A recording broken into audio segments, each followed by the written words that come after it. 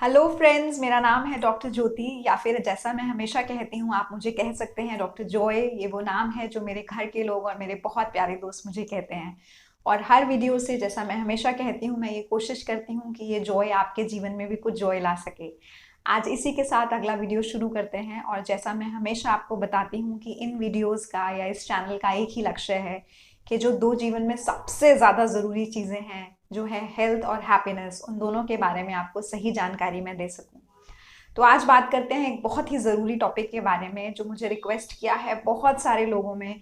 बहुत सारे लोगों ने मुझे मैसेजेस किए हैं या कमेंट बॉक्स में कमेंट डाले हैं कि वो चाहते हैं कि इस टॉपिक के बारे में बात हो। तो आज इसी के बारे में बात करते हैं कि जब आपको चाइल्ड बर्थ होता है, यानी कि जब आपको प्रेगनेंसी हो जाती है, डिलीवरी हो जाती है, उसके बाद बहुत लोग ये एक्सपीरियंस करते हैं कि उनका हेयर फॉल होता है, यानी कि जो बाल होते हैं वो झड़ने लग जाते हैं और इस बात से वो बहुत परेशान हो जाते हैं।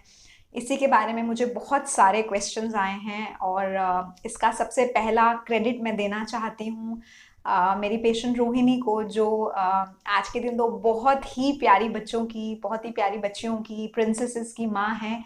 और उन्हें भी उस प्रॉब्लम का सामना करना पड़ा। तो उन्होंने मुझसे पूछा था कि क्या हम इसके बारे में कोई वीडियो बना सकते हैं जिससे हमें जानकारी मिल सके कि हेयर फॉल जो डिलीवरी होती है उसके बाद क्यों होता है और उसके लिए क्या कर सकते हैं।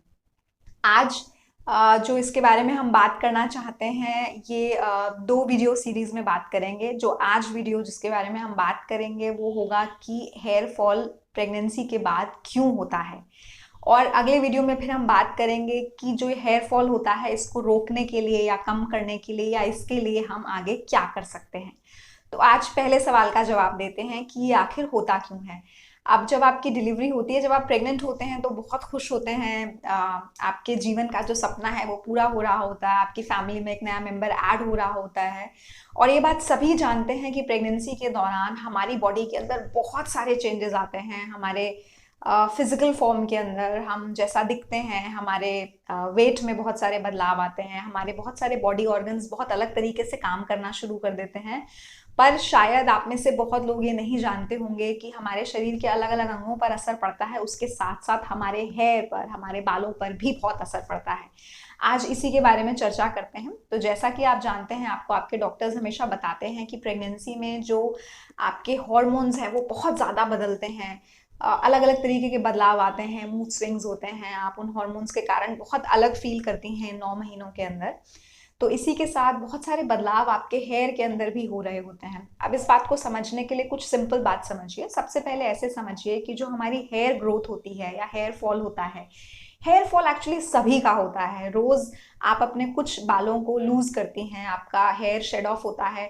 अगर वो बहुत कम मात्रा में होता है तो आपको उसके बारे में पता नहीं लगता, और अगर वो ज़्यादा होता है तो आप उसके बारे में बदलाव महसूस करती हैं। पर एक रेगुलर साइकिल जो हेयर फॉलो करता है वो 3 तरह का होता है। सबसे पहले होता है हेयर का ग्रोथ, यानी कि बालों का बढ़ना या ग्रो करना।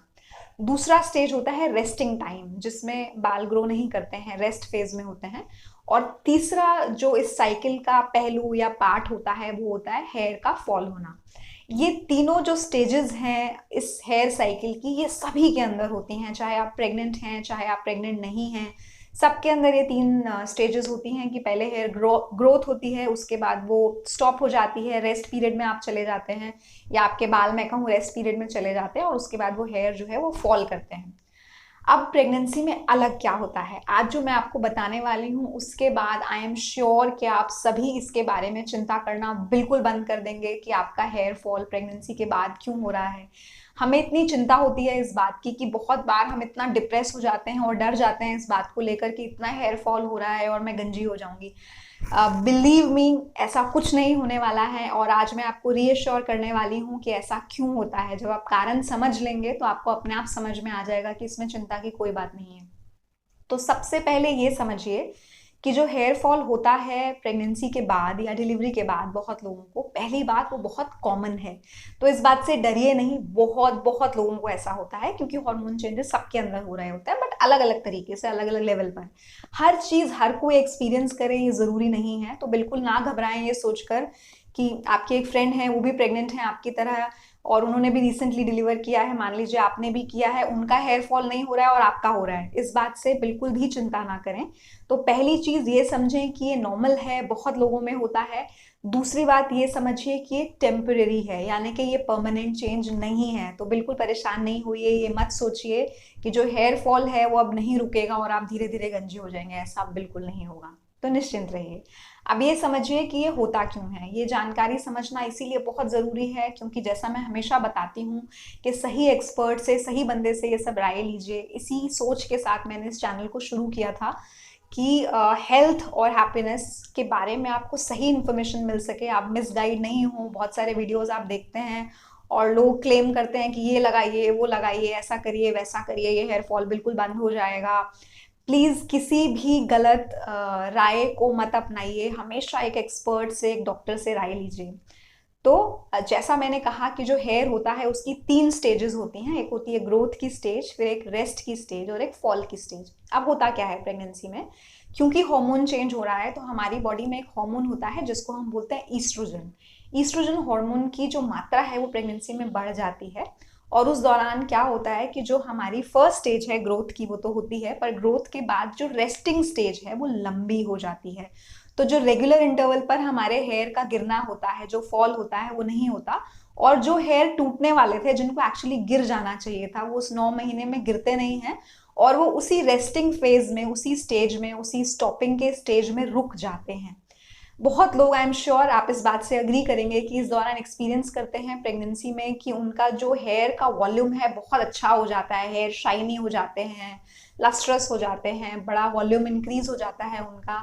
और आपको ऐसा लगता है कि प्रेगनेंसी में बच्चा आने की खुशी तो है ही, पर उसके साथ साथ आपके बाल बहुत अच्छे हो गए हैं। ये भी एक टेम्परेरी चेंज है, ईस्ट्रोजन की वजह से होता है, क्योंकि जो हेयर गिरने हैं वो अब गिर नहीं रहे हैं, वो एक लेवल पर स्टॉप हो गए हैं और उस कारण से वॉल्यूम आपके बालों के अंदर आ जाता है। अब क्या होता है जब आप डिलीवर करते हैं तो जो ईस्ट्रोजन हार्मोन है ये वापस से लो हो जाता है, ये कम हो जाता है और उसके कम होने की वजह से जो इसका प्रभाव था वो खत्म होने लगता है। तो यूजली जो हेयर फॉल आप डिलीवरी के बाद एक्सपीरियंस करते हैं, 2-3 महीने उसमें लगते हैं। तो ज़्यादातर लोग 2, ढाई, 3 महीने जब हो जाते हैं उनकी डिलीवरी को, उसके बाद उन्हें ये पता लगता है कि बड़ा हेयर लॉस हो रहा है। वो रोज़ ये महसूस करते हैं कि बड़े बाल झड़ रहे हैं उनके।